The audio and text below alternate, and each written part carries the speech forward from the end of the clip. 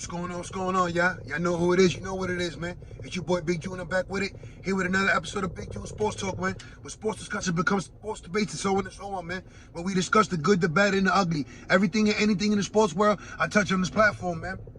You know, if I get this episode off, hit that like button, hit the subscribe button, hit the bell notification so when I grab these joints, y'all be the first ones to get it, man. There's a lot of good things going on in the sports world, some bad, some ugly. And, you know, I'm going to touch on a few things before I get into today's episode. You know, slowly but surely, the NFL free agency is slowly coming amongst us, right? Hopefully your team makes some moves in free agency, whether it's through a trade, signing. The draft is also surely on its way. So, you know, be on the lookout for that as an NFL fan. You know, it's official. Javonte Davis versus Ryan Garcia. So be on the lookout for that. Also be on the lookout for this boxing episode I got coming up. So, you know, your boy Big Juice trying to work, grind, do his thing. And just like, you know, watching the NBA, you know, you see the hat, team's doing good. Hopefully we ain't peak too early. Playoff time coming. And, you know, we just trying to position ourselves. Hopefully we can catch up to Cleveland and capture that fourth seed to get home field advantage in that first round. But it is what it is. Shout out to my New York Knicks for doing their thing. And hopefully y'all keep riding that wave. I mean, hey, a man can dream, right?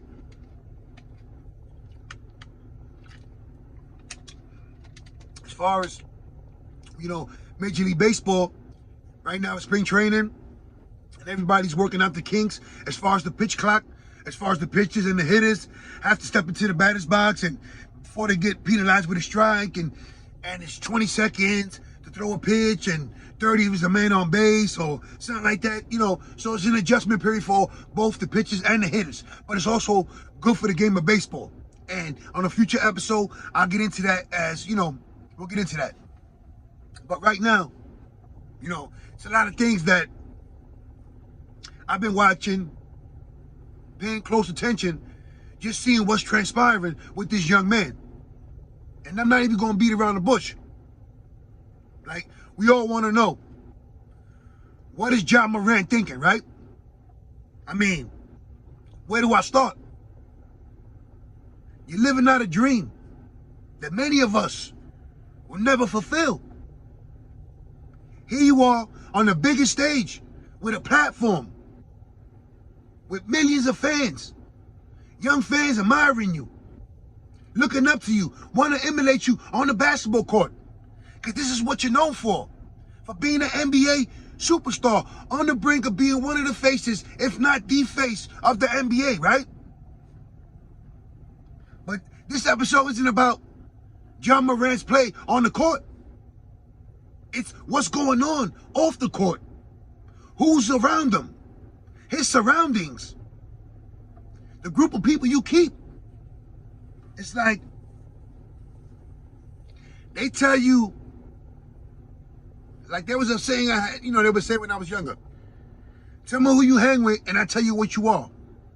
Sounds similar like that, right? But the reality is, once you hit that level, once you reach that dream, here you are, an NBA All-Star, leading the Memphis Grizzlies to the playoffs, resurrecting that team, the second pick overall in the draft. So many good things to look forward to as far as John Moran. But here we are doing an episode on the off-the-field shenanigans. You know, punching a 17-year-old, flashing a handgun. The altercation with the Indiana Pacers security at the arena. Your entourage, how they move. Come on, man. It's like, you really gotta ask yourself, like, what the fuck is this kid thinking? I mean, there's no other way for me to spin it, right? What the fuck is this kid thinking? You're blowing it. You just got an endorsement deal from Nike, but you just dropped your signature shoe. You're throwing it all away. What is John Moran thinking? And now, you know, yes, he's young, impressionable. I get it. We all understand that. But at this stage, with the responsibility, that level that's on your shoulders, it might feel like the weight of the world is on your shoulders, maintaining your family, your lifestyle, your friends, this culture, however you want to conduct yourself. All this right now, you're known for playing basketball. You're the point guard of the Memphis Grizzlies. You out here on social media flashing your handguns. I mean, like, it's funny because during last year's run from the season in the playoffs, I thought it was just me. I'm like, is it me? Or is John Moran getting a little too cocky for himself? Like, homie, you ain't accomplished nothing yet. You're running your mouth on social media, going back and forth with real champions, the Golden State Warriors.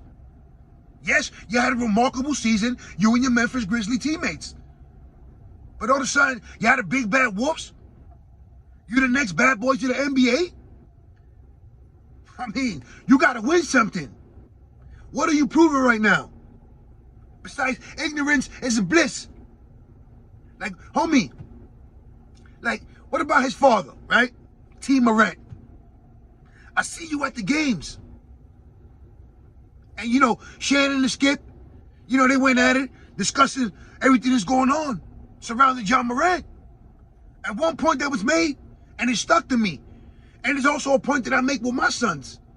Listen, as we communicate and we get the dialogue going, you got to remember, I'm giving you the ear as a friend. But first and foremost, I'm your father first, second and third, before I'm your friend. So if I got to lay it down and let you know, structure-wise, this is what it is. Even at that age of 23, 24, that you're playing and you're paying the bills. Homie, you're out of line. So where's the structure for John Moran? The people around him, his close teammates, people within the organization.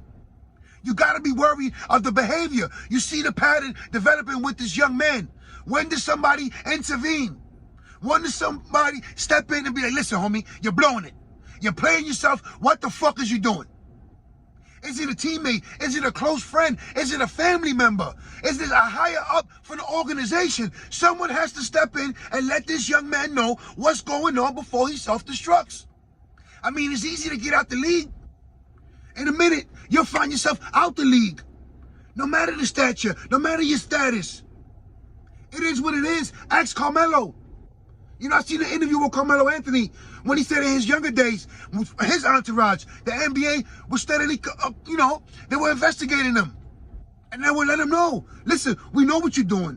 We know who you with and what they're doing. Tell them to stop before we make them stop. We're giving you the ultimatum. Listen, if you want to derail your career, continue doing what you're doing. Continue to hang with the people you're associated with. And you're going to see how fast your career is going to get derailed. These are the words coming out of Carmelo Anthony's voice. His mouth.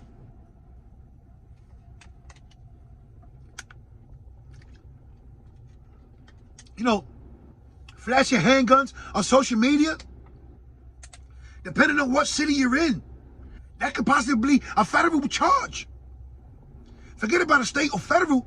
Now you're facing criminal time, like jail time. You went from being the next face of the NBA to possibly be catching a RICO charge, depending on the state or city you're flashing your handgun on social media on. Where is someone to yank the phone out this kid's hand? Like, Ja, you're blowing it. Where's the veteran leadership on that team? Someone to put their arm around him. Listen, I'm not going to let you go till you listen to what the fuck I got to tell you. You're blowing it. You're blowing it, Ja. You're blowing it. What's next? Is it going to be the next Gilbert Arenas, Cranston episode, Guns in the Locker Room? It's so easy to get in trouble. It's so hard to get out of it. That applies to me and you, and to you as well, John Moran. I mean, listen, with all the money, everything coming your way, the accolades, the praise, all due for what you do on the hardwood, on that basketball court. Not for the guns you're flashing on social media, not for the jewelry you flash, not for the entourage you roll with, not for the trouble you keep getting into. It's for playing basketball at a high level that got you drafted second overall behind Zion Williamson. Right ahead of R.J. Barrett of my New York Knicks. Let's take a step back. Take a deep breath. I like that you held yourself accountable. Now actually do what you say you're gonna do. Take a step back, analyze what's going on in your life. You're blowing it. You're blowing it, Ja. It's easy to get in trouble. It's so hard to get out of it. With you, you have a lot to lose. It's a lot riding on you, organizational-wise, from the Memphis Grizzlies. Their hopes and dreams are on you. Their fortunes are on you, John Moran. Your millions of fans who adore you. They want to see you rise to the top of the NBA world. Your fans, your teammates, your family, your friends. They don't want to see you be the next one down that road. That I'm doing an episode of you becoming a future inmate. That you didn't listen. I mean, in so many ways, I'm hoping that, you know, some of these past and present NBA players start reaching out to John Moran, letting them know what's at stake. Letting them know. You know, years ago with the Memphis Grizzlies, they had Zach Randolph. And no, he was talented. And, you know, his entourage were constantly, consistently, habitually getting in trouble. Didn't matter the team he was associated with. He also played for the New York Knicks. But his entourage could not stay out of trouble. And Zach Randolph could not keep them in check. Whether they were gang members or not, I don't really know. And I'm not going to speculate on that. But what I do know, because it's on black and white, every city or every team Zach Randolph represented in his career in the NBA, there were altercations. And that's what it was. So now, here we are in 2023. You have a young John Moran flashing a handgun and gang signs on social media. Like, why? Why? When is someone gonna intervene? Like, Ja, what are you doing, baby? Do we need to have an intervention? Do you need to go to counseling? Should you see a psychiatrist to express yourself? What's really going on in the mind of John Moran? This young man is blowing it. He's all over social media. He's taking the internet by storm for all the wrong reasons. We're accustomed to seeing these fantastic dunks, these highlights, the highlight reel passes of you and your Memphis Grizzlies teammates.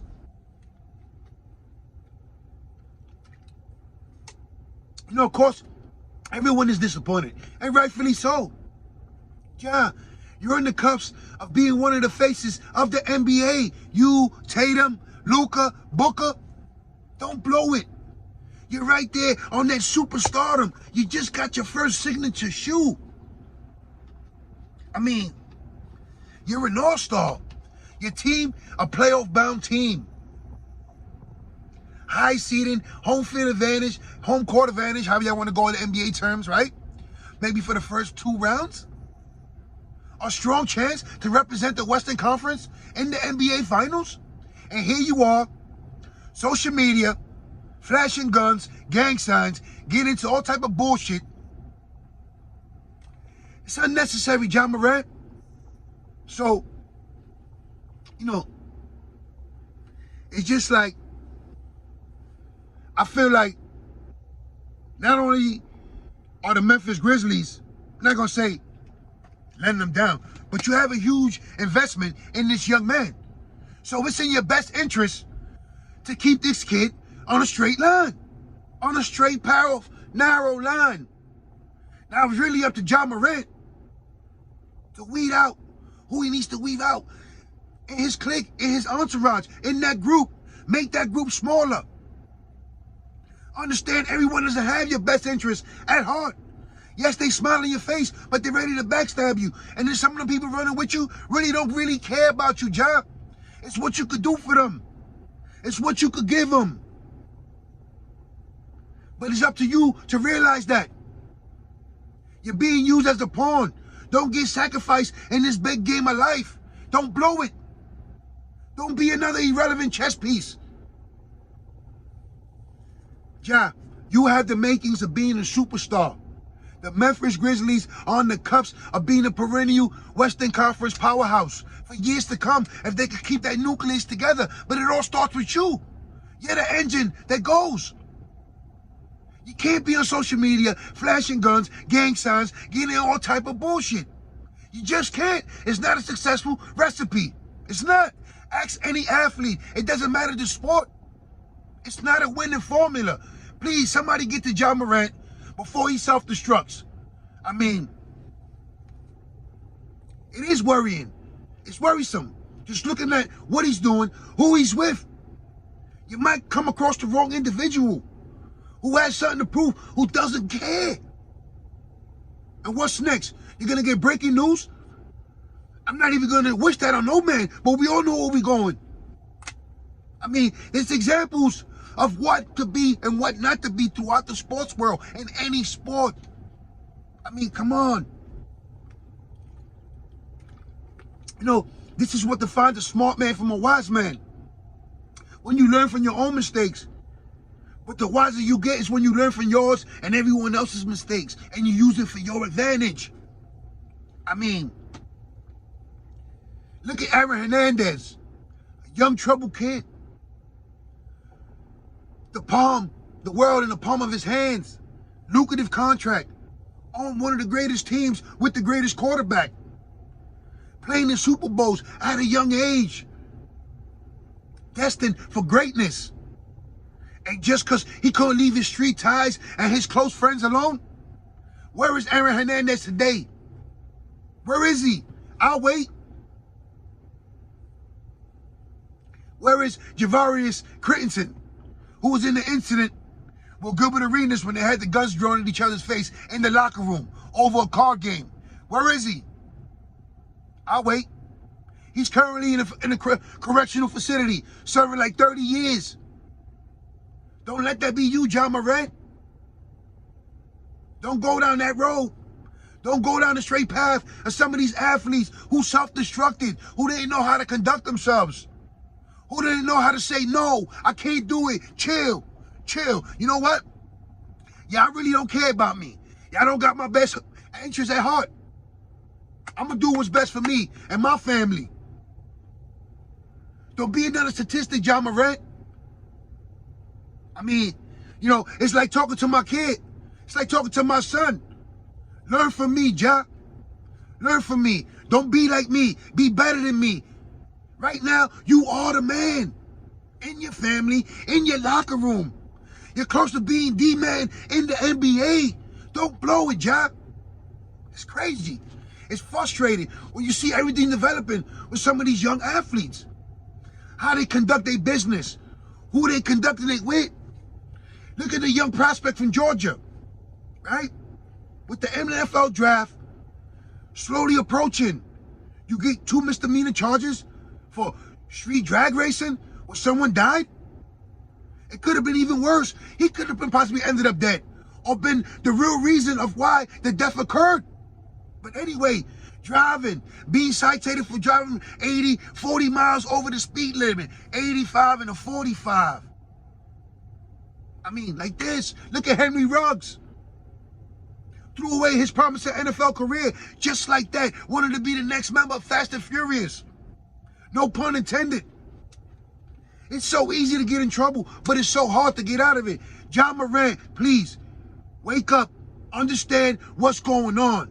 Understand what's at stake. I'm sure some of these endorsement deals, these companies are running, they're trying to cover face, seeing what's going on with you. So fast. You just got to deal with Nike.